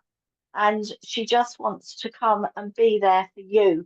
And I feel she wants to give you this wonderful energy that she's got to sort of push you into picking yourself up and starting all over again. So I don't know if there's something that you're thinking, oh, I can't do that now, or I'm not gonna do it. And she's saying, don't put off tomorrow what you can do today.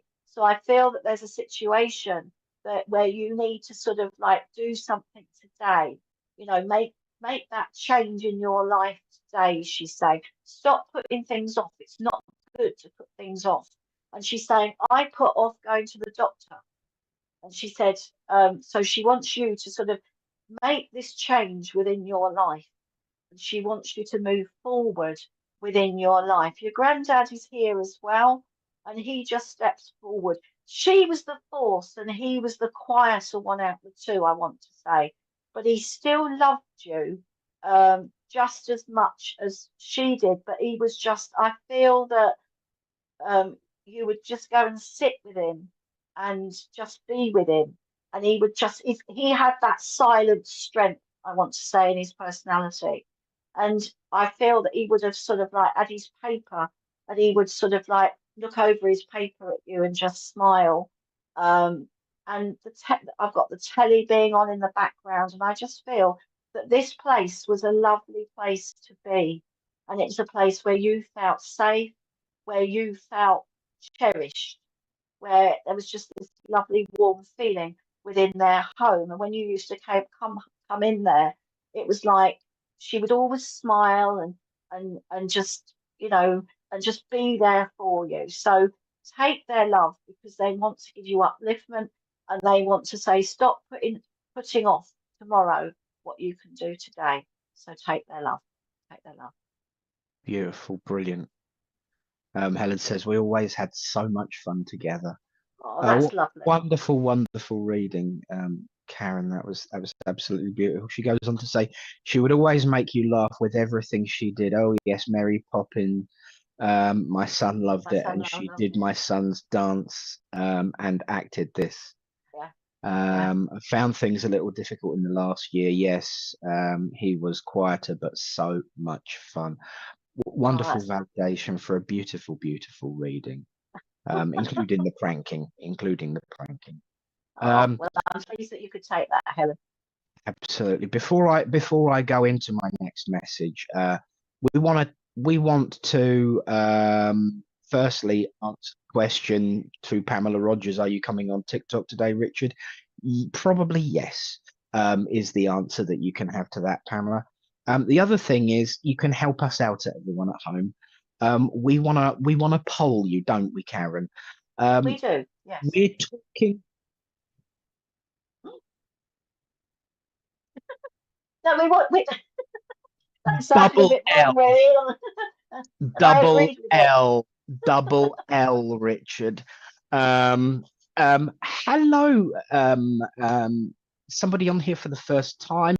Welcome. Good to see you. You can help us out.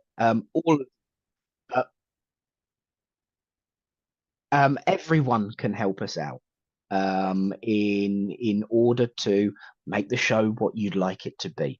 We would like to run a poll and ask, how would you like this show to be structured? At the moment, we have our introductions, our chats, our discussions, and then mediumship. Do you want it mixed up? Do you want it flipped around? Do you want to give it? Let Richard know in the comments whilst I do my reading. Obviously, give space to the person who's answering as well. But what do you think? How would you like the show to be structured? Would you like mediumship dabbed to and fro or in sections? Make your suggestions. Excuse me. Make your suggestions. I know this is the SPTV magazine show, so we can change the pages around a little bit. We can, you tell us what we want, what you want. Do you want mediumship throughout? Do you like the chats? Do you like the discussions? Do you want to come on live? What do you want? Let us know, because we can change it.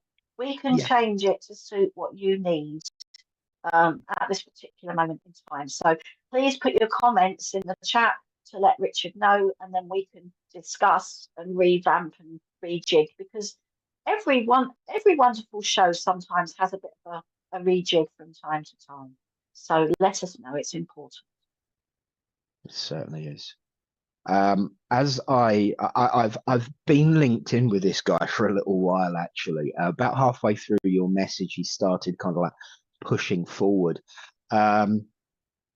He was such a helpful man, actually, because he just turned around and he says, if I come now, that means that you can do what you need to do about the requesting of information from people, and you'll be ready and you won't be distracted when it's time to start with me. He was a very thoughtful, a very gentle man. For the most part, I will say he was passionate as well. But as I sit here, I feel literally locked into my chair. So I don't know whether it would have been either temporary or for an amount of time, but I do feel that there was a wheelchair involved or being stuck in a chair. My legs have gone very numb, very heavy, very cold.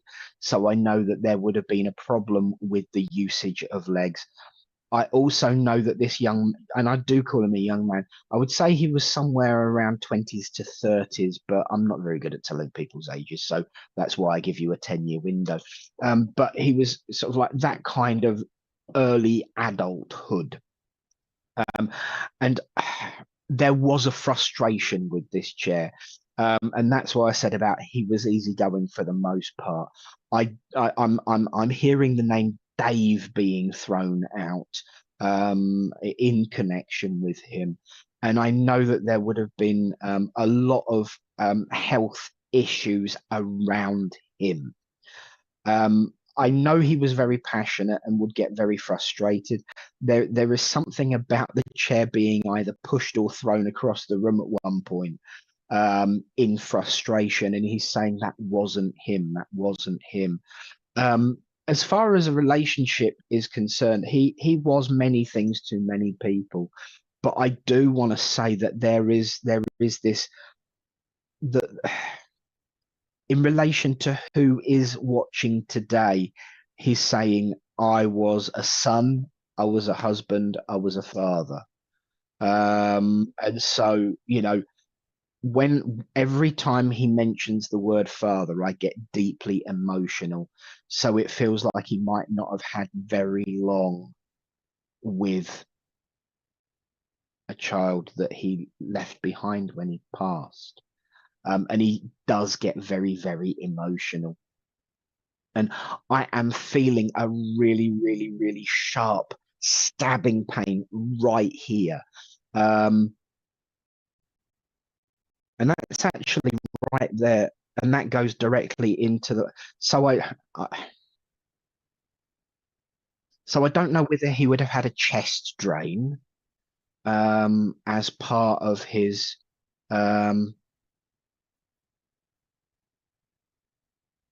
it feels it really, really does feel like a needle gun. So it could have been adrenaline to restart the heart, or it could have been a long needle going in to relieve pressure from the lung from fluid, like a chest drain. But I know, bless his heart, he went through the mill with his health, and he is talking about my hair, and he is saying I had a lovely head of hair, but I did have it short at one point. And he's bringing back the humor with that. If anyone can understand this, gentleman, please. Okay. If anyone can understand this guy, he told me off for calling him a gentleman. I ain't a gentleman. I'm just a guy. And this Carrie-Anne Marshall Kearns is saying, I'm being treated for chest pains, but would you understand this gentleman?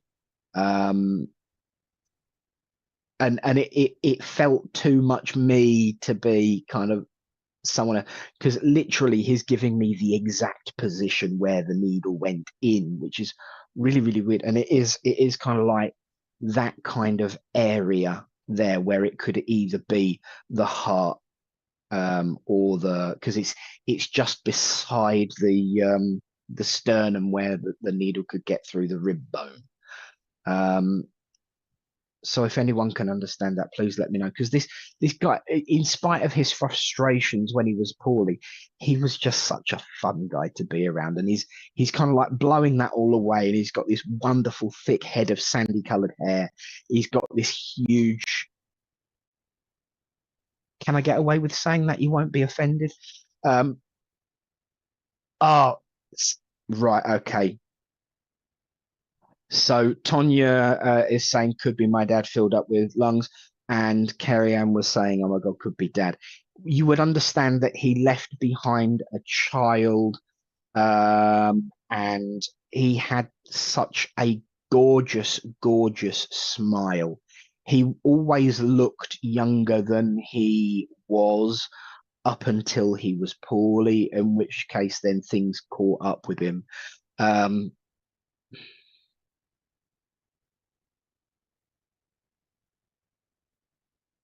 Mentioned the name Dave being connected, and I also take that away now, please, because it's distracting. He was argumentative as well, because I just said take that away. It's getting a bit distracting now, and he says, "Oh, pardon me for breathing." So he would joke about his health, because that was kind of like a bit too close to the cuff for me. But he says, no, they'd understand, because I joked about my health. I mocked myself, but I mocked everyone else in equal measure, so it was fine. You know, the best part of self-deprecation is it means that you can deprecate others. So there is this jovial, jolly, you know, fun side. Kerry, thank you for that. That's absolutely too young to be dad. That's absolutely fine, Kerry. Thank you for asking. So it's down to 2. And I do want to say that I keep seeing patches, you know, like on a leather jacket or something. So there would have been some memory link to do with patches on a jacket. So I don't know whether it was some kind of a group or a club or a biker or something like that. But I'm seeing patches on a jacket. I'm seeing this reasonably young man, and I'm seeing that we're down to 2 now, aren't we, Richard? Yeah. And I tell you what, I've 25 years of talking to people in the spirit world. This is going to sound really, really weird, but I think it's a really good memory link. Do you know what I miss about being physical the most? Crisps. That is just so random. He misses crisps. So I don't know whether he liked his crisps or not. But he keeps going on about, I miss crisps. I really miss crisps. Knickknacks and Watsits and Quavers and all the big crunchy ones. Not the ordinary ones. Proper chunky crisps that you can really get your teeth into. And he's just having a real laugh. So if either of the 2 that said that it could be with you, crisps are important. Okay. Instead of raising a toast to me, eat a bag of crisps in my memory. I can then taste them through you. So once again, it's this sense of humour side of him that he really wants to bring forward and bring that absolute joy and upliftment to. Chrissy Wheatley says that it sounded like a brother, did a lot of fundraising for Sue Reiser, entertained everyone, was loved by everyone that met him. Would you understand that frustration in his condition? He spoke about not needing to shave his somebody, either it was suggested that he might have even been for a fundraiser, I don't know, but not needing to actually shave his head. It's a man thing, I know, just get it all off and gone. But there was no need to, or there was some question about the need to actually do the hair. And that frustration of throwing the wheelchair either away across the room, down the stairs, that was kind of implied. The down the stairs was a real under the breath grumble.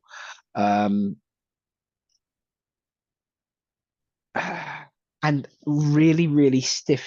I think he was getting really, really frustrated with being immobile because it made his neck go funny, and he's can't use that word. He's moaning about that. My brother looked young for his age. His husband, called Dave, he had a wheelchair but never used it and got frustrated with life. His favourite crisps were hula hoops beef. I love him just for that because they're my favourite too.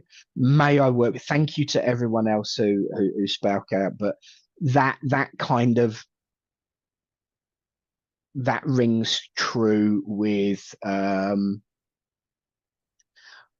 character of the guy, because this fun, uplifting, giggly, silly, jokey side, but also then the frustration and the absolute love of a decent packet of crisps. And you also, that's where you came in with the pulmonary. Will you take it away now? It's almost like me and him are becoming a double act, because it's kind of like neither me nor him in charge. Like he's having this. It's kind of like he's leaning in and like whispering in my ear, tell her this, tell her that, tell her this, tell her that, and it's like, yeah, but I've got to do the other stuff as well. Oh, don't worry about that. She believes, and it's almost like he's dismissing the rules. And this is the kind of thing he would have done if he wanted something done his way. He would dismiss the rules and the principles that are established, because it didn't matter, because he was there. And there is this wonderful funny side of him, that he's wanting to remind you of being the main part of him. People tend in relation to the Dave, tends to remember the difficulties, the frustrations, and the arguments and the anger, rather than the good times. And that's what he's here to say today. I am so much more than my wind-ups. I am so much more than my jokes. And although I was a pain in the neck, I got one too. So it was balanced in the end, just like what she said, he says. And the irony is, I'm pointing in the right direction for a change, and that's so I know he had a good sense of direction at the very least. He was also very, very good at tying things together, very, very good at figuring things out. And he just wants to bring you that upliftment and remind you that the frustration was not him. That's the message. The frustration was not me. I am so much more than that. And you know what? So are you. Oh, pointy finger time. So are you. You are so much more than your frustrations. And I really can't say it like that, but I know I would get away with it with her, but I wouldn't get away with it on here.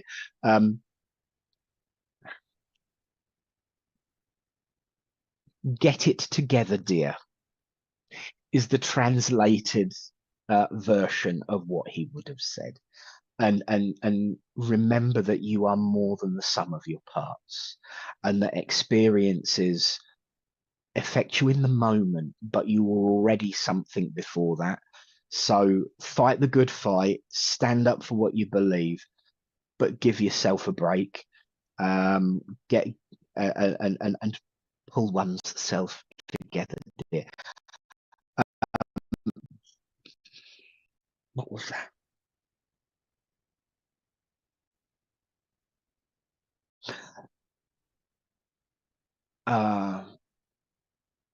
He couldn't get out of bed, and he had a brain tumor, and they shaved his hair to get to the tumor.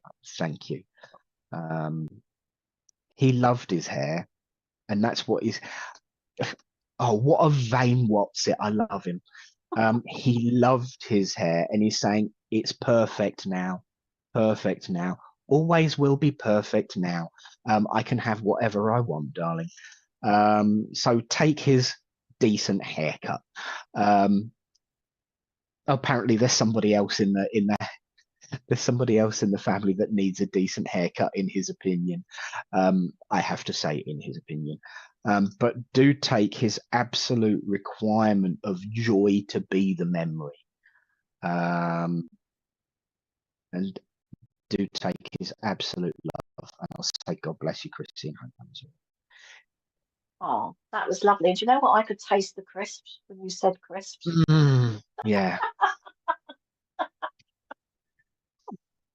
Okay. I hope that that wasn't a statement of fact and more in the moment comment here. We are coming to a close for today. It's been an absolute pleasure sharing. Oh, bless you, Chrissy. He got very angry and frustrated with his partner towards the end, and my brother is called David and struggling at the moment with his death and can't come to terms with it. He was a hairdresser, by the way. Oh, hence the hair. Yes. Yes. Well And done, the Nick. That's criticism of mine doing it myself. We've got feedback. We've got feedback. Ooh. So, are crisps French fries? Yes. So for us, crisps is potato or corn chips. Yeah, potato chips. French fries are still chips to us. If it's potato and fried and chunky and warm, it's a chip. If it's dried and cooled, it's a crisp. So I hope that helps. Feedback. What's the word hummingbird? What do people think about how they would? Helen says, I love how you do things in the show. It's natural. Thank you, Helen. Thank you. Thank you. Bless your heart. Pamela Rogers says, love the discussions. Brilliant. Brilliant. That's good, Pamela. We'll keep those there. Serendipity. I liked the use of the SPTV Oracle cards. We picked numbers as well as the mediumship readings. That's we haven't something done that we can for a bring while. back. Yeah, we haven't. Yes. Yeah, we can do that. Yeah, that was quite good, wasn't it?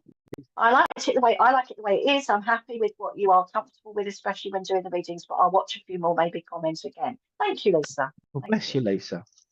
I'm seeing a theme here. Cara Louise, personally, sometimes entering the lives partway through, it's good to have multiple little reminders about how things work, e.g. to give space in the chat for whoever is getting the reading. Very good point, Cara. Absolutely, yes. Yes.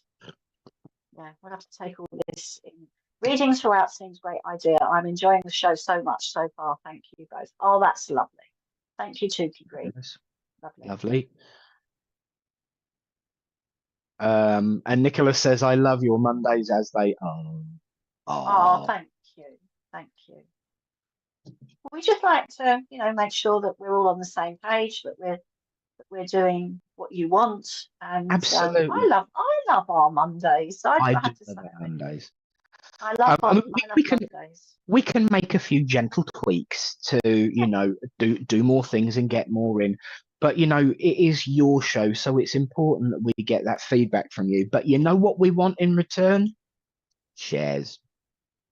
Yes. That's all we ask for. So shares and to follow on TikTok so that we can get to that magic 1,000.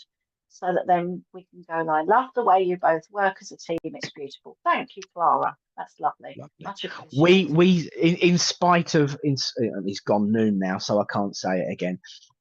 Here anyway. It might not be noon in other places yet, so I could still potentially get away with it being online. But I'm not going to Tibet in my mountain retreat anytime soon, and I love my Mondays together with Karen and Richard and your lovely selves.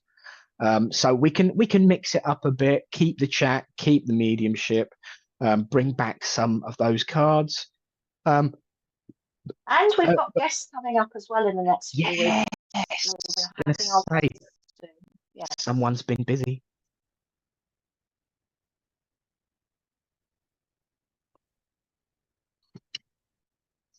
Mm-hmm. Yes. Yeah, so Richie's just made a really, really good point. It is a community show. So we want you to be more involved. Come in and say hi, have your word on the debates. Come on for a message now and again. here's a thing: you could send in your questions throughout the week in the form of a video. And if it's arrived in time enough, I'm sure Richard would find a way of being able to, so to. I nearly repeated that. Be careful. Be able to feed it in as a lead up to right. And now we're going to take a question from, for example, Kelly, who wants to know why we are not having such a wonderful week. Because she's just wished everyone a great rest of your Monday, and I'm sure we will. But you could send in a short, like few second clip of yourself to be shared on to start the conversation and be part of the conversation. But all wonderful ideas. Thank you everyone for your feedback, and thank you for sharing your Easter Monday with us. Yes, it's lovely. Yes, because I keep forgetting it's actually a bank holiday today, and it is Easter Monday. But if you don't want to do a video, you can always just type in or send your questions in to Richard via email or on the Facebook page. And then, they still will be part of the show because, your input is important. If there's something that you want us to cover as a topic to discuss, please send it in because we do love a good topic, don't we? We certainly do. We do love a good chin wag, a good yarn, and a good debate. And it's been brilliant sharing our day with you all at home. But we're going to let you get on with your eggies and your various different nibblings, and say have a wonderful rest of your day. Sue Lawrence, are you all still there, or have I missed it all?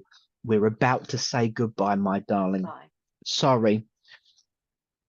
But you can watch it back on catch up. That's the You beauty certainly of can. YouTube and Facebook.